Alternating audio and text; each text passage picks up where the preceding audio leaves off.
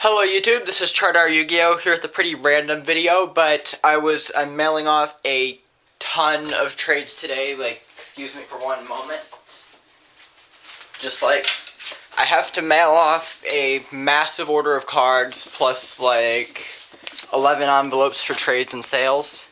So I just wanted to do a video discussing how I like to package cards, specifically the big orders. Everyone knows how to send things in top loader and envelope and sleeve and everything.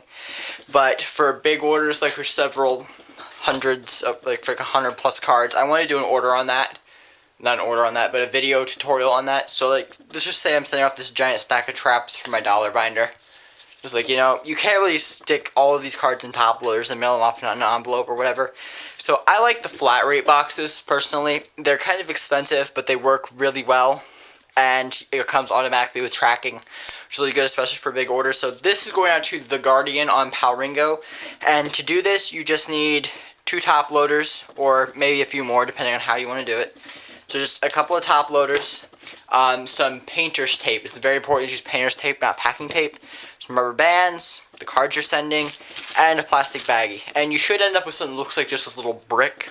So I'm not actually going to do this, but basically you just take a top loader, you stack these cards on top of it, figure out the size. If it's too big even for a flat rate box, you can do this twice and they should both fit in, but you just take your cards, wrap them in your rubber bands to make them into a single brick here. Take them, stack them on top of 2 of your top loaders.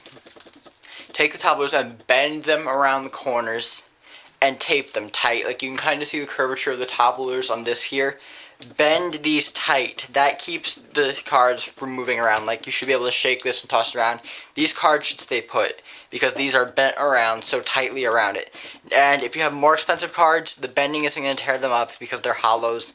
And you don't actually crease them, you just bend them slightly. And you can stick the more expensive cards inside the top loaders for some additional protection.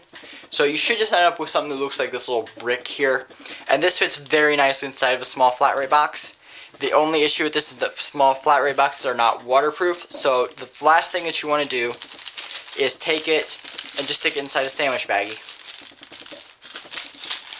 Seal off the sandwich baggie, and you have this neat little, almost indestructible brick.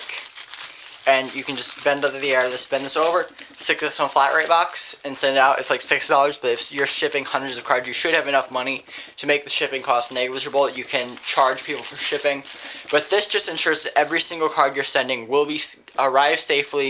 You get tracking with it, and it just works out really well. It's a really safe way to sell cards, especially if you're dealing with somebody who's less confident in you. Guardian has a lot of faith in me, but not everyone does, and that's perfectly understandable. So this just helps you show that you're a legit trader and you're taking effort to get tracking, and you're putting a lot of effort into protecting the cards, because that is how you get return customers, and that is how you get a lot of money. So that's all I want to talk about, and peace out, YouTube.